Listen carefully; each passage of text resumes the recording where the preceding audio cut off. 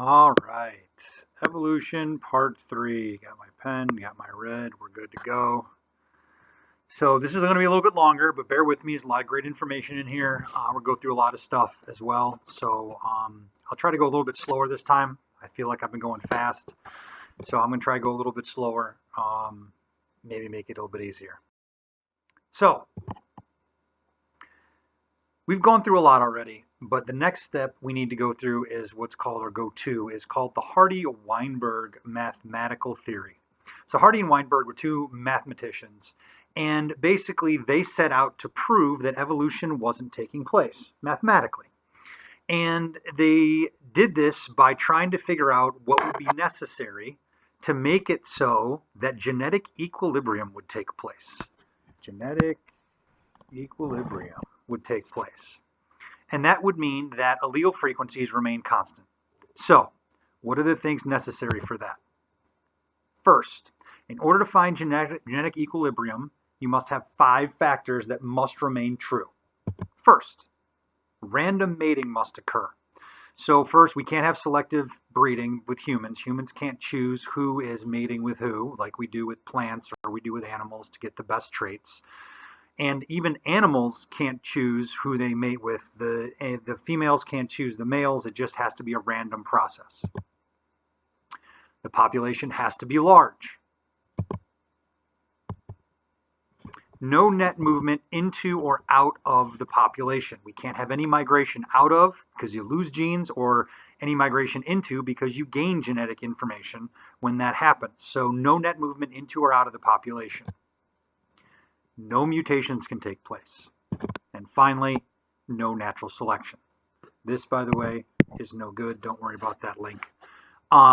So we could probably, if we set up an experiment, we could make sure we had a large population. We could probably ensure some random mating, all right? And we could make sure that there was no net movement into or out of the population.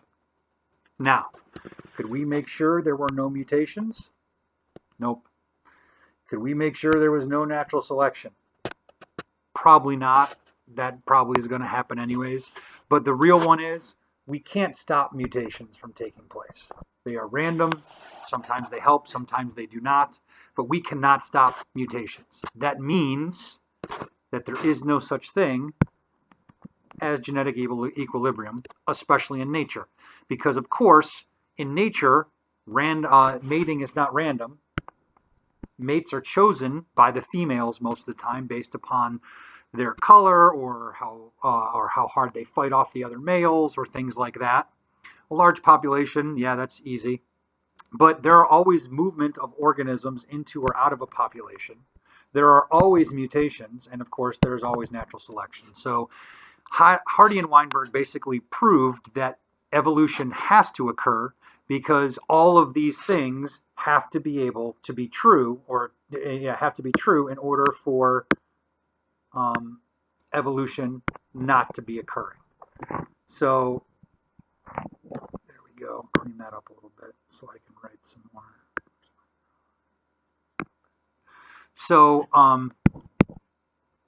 So these things, random mating, that doesn't occur in nature. It's not random. Large populations, that occurs in nature. That's not a big deal.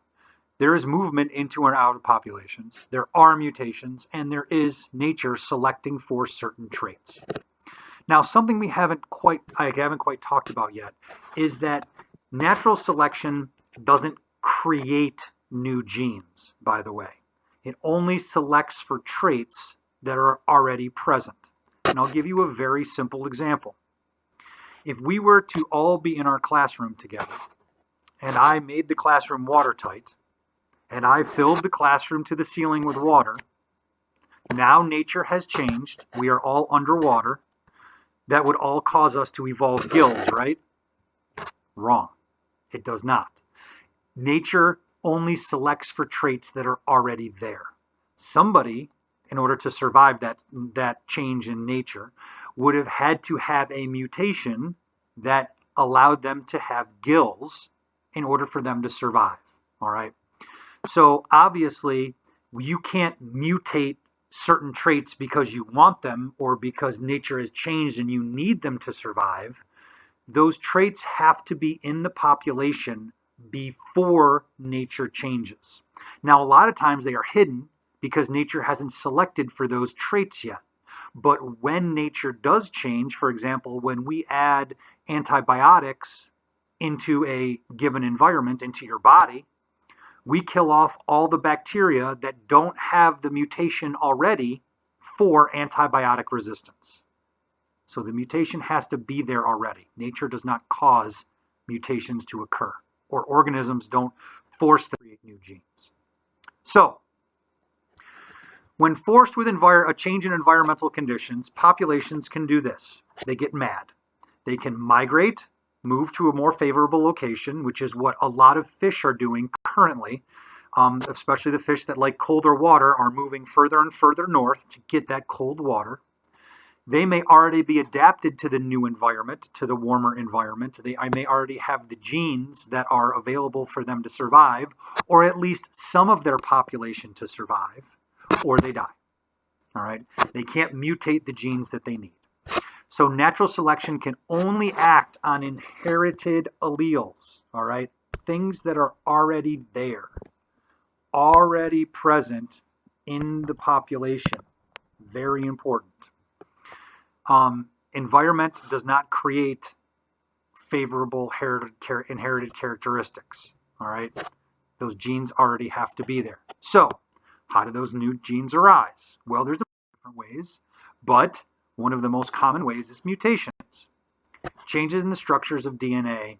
This adds to the genetic diversity of a population. Now, important, this may or may not be helpful. It all depends on the environment. Some mutations are helpful, some of them are not. Most mutations are not helpful. So, the changes in a population's genetic makeup in their gene pool over time is the process of evolution. Those with the selective advantage, with genes that are already there that make them better adapted to the environment, are more likely to survive, which means they're more likely to reproduce and pass on their genetic traits to their offspring. Microevolution were some of the changes that we talked about with looking at small changes in the population, such as a spread of a mutation or a change in the frequency of an allele due to selection pressures. This is not possible without genetic variability within a population. Those mutations that we talked about just on the last slide, they are the ultimate source for new alleles. Exposures to mutagens or random mistakes in copying can be the cause of those mutations. They are random and unpredictable and relatively rare that they are helpful. Macroevolution, on the other hand, is long-term, large-scale evolutionary change that leads to a new species being formed and others lost through extinction. So, you are going to be doing an activity, the case of the peppered moth, and basically this is a microevolutionary case due to environmental changes, due to the Industrial Revolution. Pollution, soot, basically darkened the tree trunks in certain areas in England. The camouflage of the moth was a light color that matched the tree trunk before the Industrial Revolution. Directional selection, which we learned about in lesson number 2, caused a shift away from light gray towards dark gray moths. Now, if there only would have been light gray moths, then most likely all the moths would have died due to predation, and those moths would have gone extinct. But because there were variations or mutations of the light gray moth to dark gray colors, or a dark color, those genes for dark coloration were selected for, because once the tree trunks got darker, the gray moths were unable to be seen, or the dark gray moths were unable to be seen by the predators, but the light gray moths were able to be seen, so the light gray moths got eaten, at a much higher rate, and the dark gray moths reproduced at a much higher rate, making them be the new dominant moth. So here's the peppered moth. You can see why they call it the peppered moth. Basically, over the last 200 years, it's been studied in great detail. Originally, the vast majority of peppered moths had a light coloration, which effectively camouflaged them against the light-colored trees and the lichens on which they rested upon. However, due to widespread pollution during the Industrial Revolution, many of the lichens died out, the trees got very dark, and the light-colored moths died off or were killed or eaten due to predation.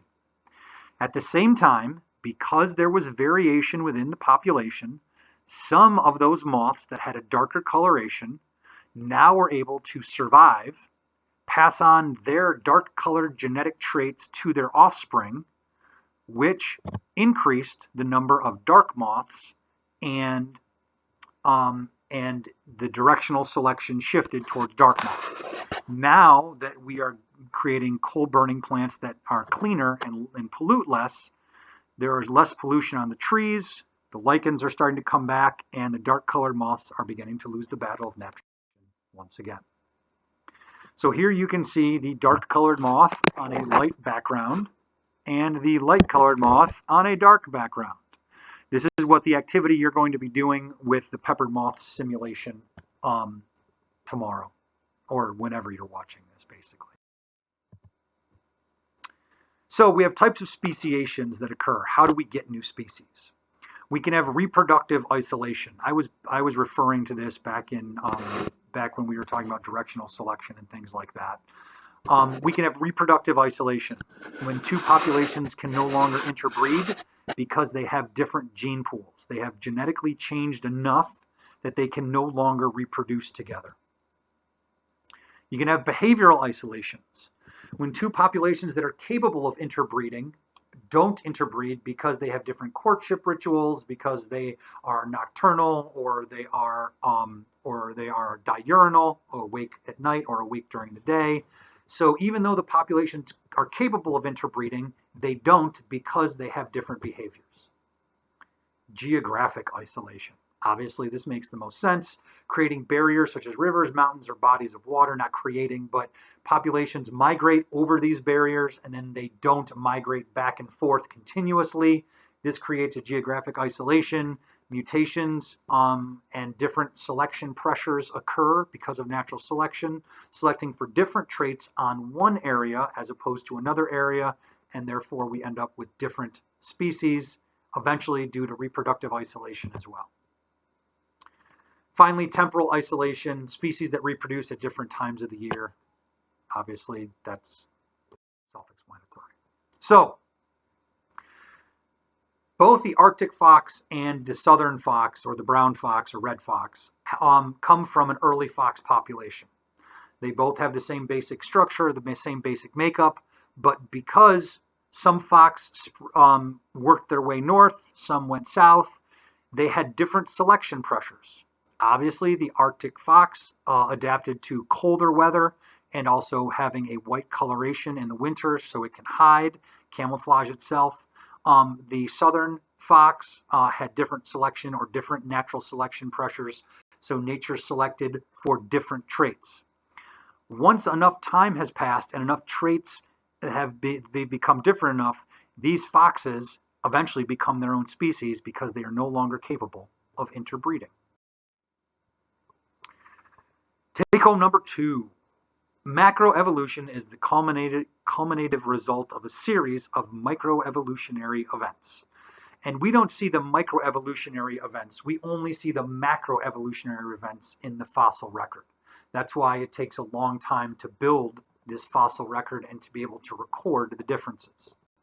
Nobody's around to see the small gene pool changes over time.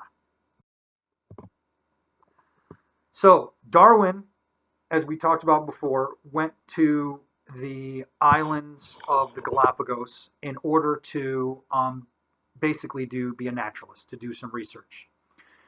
He realized that speciation had occurred between the Galapagos Islands because on different islands there were different finches. Now, obviously, they looked very similar. They all came from one finch ancestor that migrated from mainland South America, flew over to the islands, and ended up finding a place to live. And then on different islands, there were different food sources, and this allowed for the populations to begin to change and to become different species of finches based upon what traits the island was selecting for. So these gene pool changes, reproductive isolation, and ecological competition over time created the species that we see on the island, or on the islands, I should say. So variation within a species helps to ensure that some will survive major environmental changes. The more variation you have, the more chance of survival you have to take place. The major diversity of species is also to ensure that some will survive major environmental changes, because hopefully, not guaranteed, but hopefully some of those organisms in that population will have the traits necessary to survive those environmental changes. Convergent evolution is the process by which organisms not closely related independently evolve similar traits, such as adapting to similar environments or similar ecological niches. Coevolution is when two organisms have co-evolved to become dependent on one another to survive. So we think that flowers are pretty, and so we grow flowers and we cut flowers and we give them to people that we care about.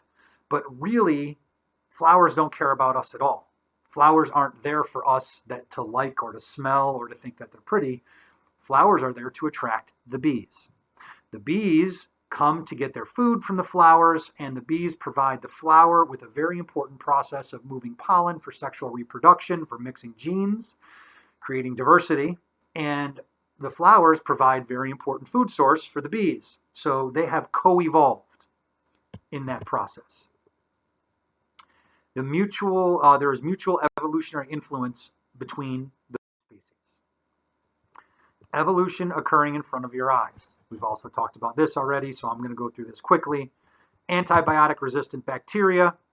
This is how it works. Before, there was just bacteria. However, there were some bacteria that had the trait to be resistant to antibiotics. It says we made antibiotics. We actually discovered antibiotics. And then we were able to take those antibiotics, which killed off most of the bacteria that didn't have the genes necessary for survival, the antibiotic-resistant genes. They were always there. We now change the environment to select for those traits. The bacteria that survived had the variation to be resistant to antibiotics, and they reproduced. That variation was passed on to their offspring, and now we have antibiotics that no longer work, because now the population has evolved to have this trait of antibiotic resistance. We created the environment which selected against most bacteria and actually wiped out the competition in the process, and selected for the variation that was resistant to the antibiotic. Same thing with pesticides. We had pests that ate our plants that we wanted to not eat our plants, so we developed a chemical pesticide to help rid our homes and our crops from insects. There was a gene present in some of those insects that allowed them to survive the pesticide bath. Those, over many years of adding pesticides to the plants, the only insects that survived were the ones that were pesticide resistant because they already had the trait. The pests then reproduced, passed on their pesticide resistance, and now we have a bunch of pests or bugs that can tolerate high levels of poisons, and we can no longer control. factors that influence the rate of evolution are selection pressures, competition for resources in the environment. When there is more competition, you're more likely to get changes or to get changes that are already there selected for, because competition, obviously, there's only so much food and only so much water. Generation time, the time required for a given population to double in size. Obviously, bacteria and insects reproduce much more quickly than larger organisms such as humans or bears or elephants. The number of offspring. How many offspring can they reproduce? The more offspring they're able to reproduce, the more variation you're going to be able to have, which influences of evolution. Adaptations. An inherited trait that improves the chance of survival and reproduction is considered a beneficial adaptation. You can have structural adaptations that change the structure of the organism. You can have protection adaptations, including camouflage, warning coloration. Think about the poison dart frog. They're very bright. They actually stick out. They don't camouflage at all. But that's a way of saying, hey, I'm super dangerous. You don't want to mess with me. I'm a poison dart frog. So that warning or bright coloration is kind of like a way to tell other organisms that to stay away. And finally, mimicry, being able to resemble another organism. For example, the most dangerous snake is the coral snake. It has the most dangerous venom per ounce or per milliliter, I guess. And there's another snake that's not venomous at all.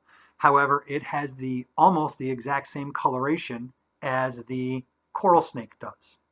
That mimicry makes its predators think it's a dangerous snake and leaves it alone. Pretty interesting. So those are all different types of adaptations. Species with the most favorable adaptations will be most likely to survive, which means they're most likely to reproduce and pass on their adaptations to their offspring. Therefore, the best adapted organisms are considered to be survival of the fittest because they have passed on their genes to the next generation. Now, we talked about this before, talked about how major extinction events actually lead to new organisms. So you can see the major extinction events, which basically mark the creation of a new time period or epoch. I don't know if I'm saying that right. And so each of those major extinctions leads to a new era. So here we have 30% of all the animal families died off. The Permian extinction was a very, very big extinction where 90% and 95% of all the marine species, 90% of all the animal species all died off. But what happened was, because there was no longer that competition, then organisms were able to move into new resources, or new niches, I should say, able to use new resources, and life was able to expand and evolve. And you can see how each time a lot of species died off, and then you have an increase in the number of species over time. All right. Now, the last major extinction was 65 million years ago when the dinosaurs no longer were able to survive. That allowed mammals to basically take over after the age of the dinosaurs. So if the dinosaurs would not have gone extinct, most likely we would still be in the age of the dinosaurs. We'd only have small mammals and we would have no humans. So extinction events, for the most part, are considered bad because it decreases genetic variability, it decreases species availability, and is in fact dangerous, especially when it's your food source. But in the long run, it leads to a creation of new species. So good and bad with extinction process. Local, ecological, and true extinction makes perfect sense. Local is the certain area extinction, no longer in that area. Ecological extinction is when an organism can no longer live in that area because the ecology has changed, and true extinction is when that organism is no longer on the planet. The ultimate fate of all species, just as death for an individual organisms, is eventual extinction, assuming that we stay on this planet. This planet will eventually die. The sun will eventually increase in size in the next 3 billion years as it cools down and becomes a red giant. And as it cools, it's actually not going to cool the planet. It's going to get bigger. The sun's going to get closer to us and actually burn off our atmosphere. So we will eventually have to leave this planet if we as a species are going to be able to survive. 99.9% of all species that have ever existed are now extinct, which is kind of crazy to think about. It's a very close, of course, approximation to all species are extinct, but that's why, because of those extinctions, why we have all these new populations or new species that are here today. Background extinction versus mass extinction, you can see there background extinction is a low rate versus a very high rate. Background extinction rates are basically normal rates of extinction of populations as their traits are no longer able to survive in the changing environment. When we get rates of 25 to 90% of the total species, then you are talking about a mass extinction. Now, mass extinctions do not happen in a human lifetime, or at least they haven't yet. Mass extinctions happen over thousands, tens of thousands of years. Right now, scientists do believe that we are in a current state of mass extinction, but it's not happening over thousands of years. It's happening in hundreds of years, basically because of global climate change. And it takes tens of millions of years for adaptive radiation to rebuild the biological diversity following a mass extinction. The good thing about extinction is, like we said before, it opens up new opportunities for speciation and adaptive radiation, but you can have too much of it. Factors that affect extinction rates is climate change, of course, cataclysmic events, hurricanes, earthquakes, tornadoes, asteroid impacts, and of course, human activities. Habitat loss, which is probably the largest one affecting extinction rates right now. As humans continue to multiply, we need more space, we take up more land. Without more land, with that land that we take up, there's only so much land, and we take up living space of other organisms. Introduction of exotic or invasive species, which we see, which we have seen with the Asian carp that are currently in the Mississippi River. We've seen it with the boa constrictor, not the boa constrictor, sorry, the pythons that are in the Everglades. Pollution, of course, commercial harvesting, tuna nets, accidental killing, pet trade, urbanization, damming and flooding, agricultural conversion. Basically, agriculture conversion is when we take a forest, we cut down all the trees, and we turn it into a land that could be farmed. That's agricultural conversion, and that's currently what's happening to the rainforest, which is super dangerous because we get 30% of our breathing oxygen from the rainforest. So eventually these extinction rates that as we kill off trees, etc., may end up, or will, not may, they will end up affecting humans in the long run. We're just a little bit too nearsighted to see that as of right now. If the environment changes rapidly and species living in these environments do not already possess the genes which enable them to survive, then they will not be able to survive and they will go extinct. This is the end of evolution. I hope you guys learned a lot. I hope you enjoyed evolution. It's super, super interesting. We still have a lot to learn about evolution and the process that goes into evolution. I'm sorry this is such a long one, but it was a lot of slides that we had to get through for our last one. This is about 30 minutes. Feel free to take breaks anytime during this. If it's too much, just come back. I will still be here, happy to go through these PowerPoints for you. Also remember, subscribe. That way you get the updates as I post more videos. We're coming up on the end of the year, so there won't be too many more. But we have ecology next after evolution. That's super interesting. I think all biology is super interesting, so I'm going to always say this stuff is super interesting. And we'll have hopefully a bunch of fun activities that you guys will be able to do along with ecology as well. I hope you enjoyed the moth simulation, the peppered moth simulation, and make sure you are getting your stuff done to turn in so that I can give you your complete, so that you can make sure that you are getting through biology completely for this year. Any questions? Hit me up on Remind. Have a good day.